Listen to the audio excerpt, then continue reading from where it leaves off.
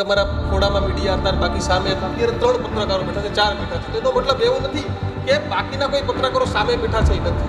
પહેલી વાત તો સાધુ સંતોમાં આ થાય છે ખરાબ છે, હું પોતે પણ કહી રહ્યો છું. સનાતન ધર્મના સાધુ સંતો જેને આદરણીય માનીએ, પૂજનીય માનીએ, એક ગાદી માટે હજી તો અર્થે નથી ઉઠીને ત્યાં જેમ ફાવે તેમ વર્તન, ગાદીનો કબજો કરી લેવો. શરૂઆતથી જ વિવાદ થયો હતો.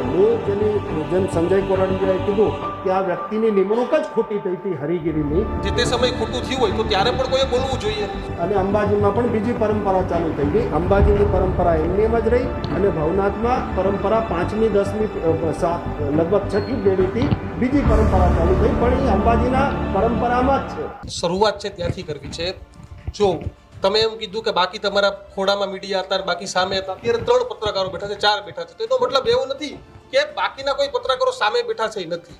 પણ ઘણી વખત કોઈ પત્રકારને એક્સક્લુઝિવ મેટર આવે, આ આવે, પત્રકાર એની રીતે સ્વતંત્ર રીતે નિર્ણય થતા હોય છે. 2003માં શું થયું શું ન થયું એનાથી બહુ પરિચિત નથી, પરંતુ આપણે સીધા સવાલ ઉપર આવીએ કે જે દિવસે તનસુખગીરી બાપુનું નિધન થયું અને એ દિવસે સનાતન ધર્મના સાધુ સંતો જેને આદરણીય માનીએ, પૂજનીય માનીએ, એક ગાદી માટે હજી તો અર્થે નથી ઉઠીને ત્યાં જેમ ફાવે તેવું વર્તન, ગાદીનો કબજો કરી લેવો, એટલે કે કોઈ ભૂમાફિયા જમીનનો કબજો કરવા જાય એ પ્રકારના ઝઘડા થયા. એટલે એક સનાતન ધર્મના અહીં બેઠેલા તમામ લોકોનું દિલ દુખ્યું છે. એક પત્રકાર તરીકે અમારું દિલ દુખ્યું. આપણે ક્યારેય ઓળખતા નથી, મારે તમારી સાથે કોઈ પર્સનલી દુશ્મની નથી, તમારે અમારી સાથે કોઈ દુશ્મની નથી. તમે આમંત્રણ આપ્યું, અમે આમંત્રણનો સહજ સ્વીકાર કરીને પહોંચ્યા. તો પેલો સવાલ આ કે આવી ઘટના આજના સાધુ સંતો માટે કેટલી યોગ્ય? મારે હરિગીરીનો પક્ષ પણ નથી લેવો ને તમારો પક્ષ પણ નથી લેવો, પણ તમારે પક્ષ મૂકવો તો જરૂરી છે, કારણ કે સનાતન ધર્મમાં જે તનસુખગીરી બાપુની અર્થી નથી ઉઠી અને તેના ગાદીના કબજા કરવાની શરૂઆત થઈ જાય તો આ વસ્તુ કેટલી વ્યાજબી? પહેલો પ્રશ્ન આવ્યો છે, હું સ્વાગત કરું છું દીક્ષિતભાઈનો.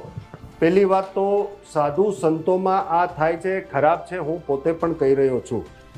નંબર 1 વાત ખરાબ છે, ના થવું જોઈએ. પણ શું થાય છે, દાખલા તરીકે ન્યૂઝ રૂમ ચેનલ તમારો છે, એના ઉપર XYZ વાળો પોતાનો લોગો લગાવી દે અને એના માટે તમે અવાજ ઉપાડશો કે નહીં ઉપાડશો? 100% ઉપાડો. 100%. એવી જ રીતના અંબાજીની ગાદીની એક પરંપરા છે, એ એક ટ્રસ્ટ છે અને એનું એક સંવિધાન છે. જેમ આ દેશ સંવિધાનથી ચાલે, બંધારણથી ચાલે, એવી જ રીતના ટ્રસ્ટ જ્યારે નક્કી થાય ત્યારે એનું બંધારણ બને છે ને એનું સંવિધાન બને છે, અને સંવિધાન મુજબ જ ટ્રસ્ટ ચાલે. એ કોઈ બીજો ત્રીજો કે એવી રીતના ન ચાલે. અંતે જ્યારે લડાઈ થાય તો અંતે સુપ્રીમ કોર્ટમાં પણ એ જ કહેવાય કે સંવિધાનમાં શું છે, એ બંધારણમાં છે કે નહીં. એવી રીતના ટ્રસ્ટમાં પણ બંધારણ છે. આ જે વિવાદ થયો એ વિવાદનું મૂળ કારણ ક્યાંથી થયું, અત્યારે ફક્ત એની જ વાત કરીએ. બીજા વિવાદોના લીધે આ થયું, કેમ કે વ્યક્તિ શરૂઆતથી જ વિવાદ થયો હતો. મૂળ જેમ સંજય કોરડિયાએ કીધું કે આ વ્યક્તિની નિમણૂક જ ખોટી થઈ હતી હરિગીરીની. એ ખોટી નિમણૂક થઈ તો ખોટી રીતે થઈ, જેને ખોટું તો ત્યારે કેમ કોઈ નતું બોલ્યું? જે તે સમયે ખોટું થયું હોય તો ત્યારે પણ કોઈએ બોલવું જોઈએ. સાંભળો તો ખરા, સાંભળો તો ખરા. તો હવે આપણે પહેલાથી જ ચાલુ કરીએ. તમે થોડુંક આ બસ પહેલેથી સરસ રહેશે. શું થયું સાહેબ, ભવનાથ મંદિર અને ભવનાથ મંદિર જે છે પરંપરા નીચે આવે છે. એને મૂળ પરંપરા જો જોશો તો એનો આંબો પણ હું તમને બતાવીશ. મૂળ પરંપરામાં આ ભવનાથ મંદિર પણ અંબાજી નીચે જ આવે છે. એક આ પરંપરા છે. પછી ધીમે ધીમે આગળ શું થયું કે એક મહંત અને એક મઢી, અમારામાં મઢી હોય, જેમ મારી મઢી છે, એ મઢીમાં મારા પાસે 53 જગ્યાઓ હતી કુલ.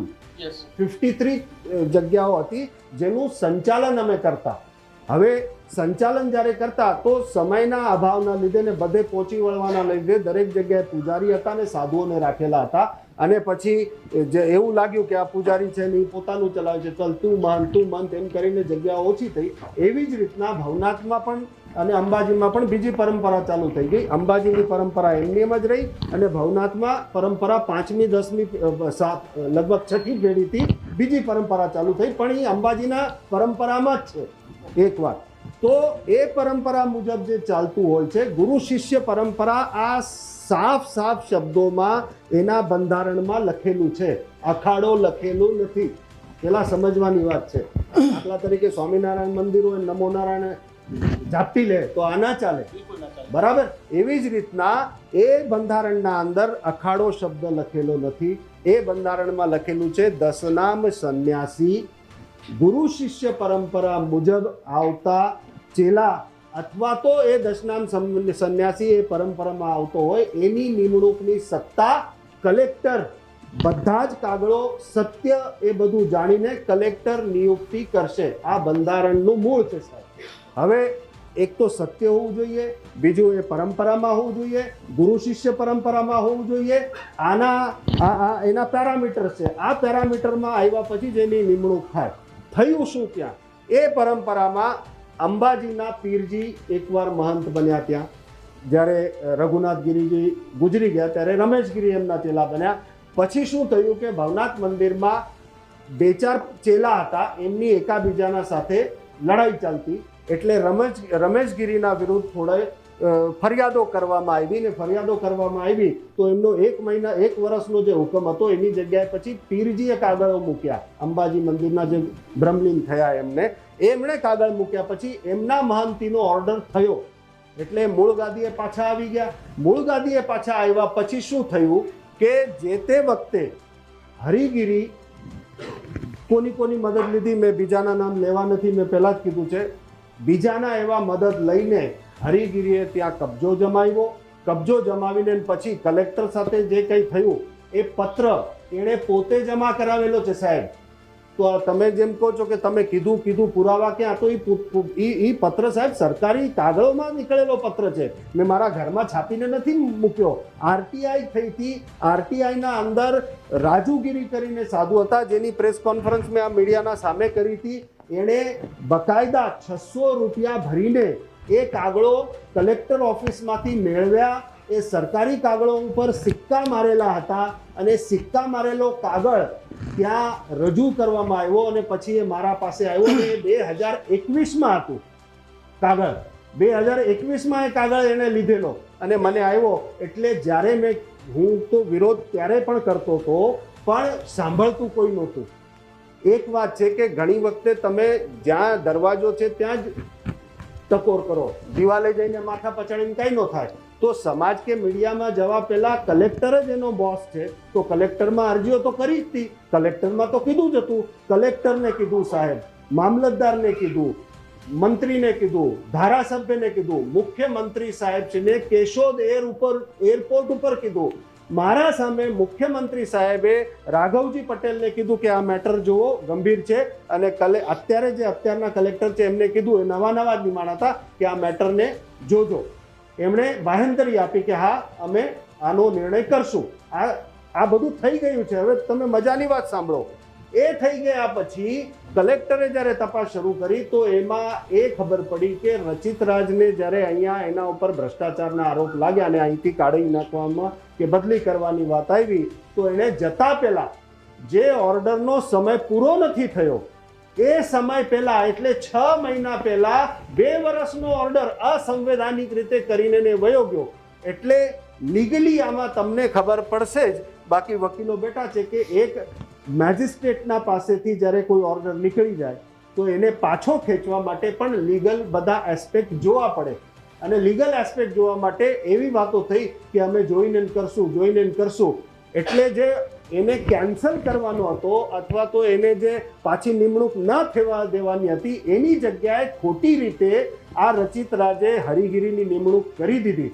હવે મજાની વાત, સંજય કોરડિયાએ પોતે એમ કીધું કે અમારા એમએલએના 6 મહિના સુધી કલેક્ટર કે સરકારમાંથી કામ નથી થતા, સામાન્ય જનતાના 600 વર્ષ સુધી નથી થતા, આના 6 મહિના પહેલા થઈ ગયા. તો ક્યાંક તો દાળમાં કાળું છે. તો એ કાળું શું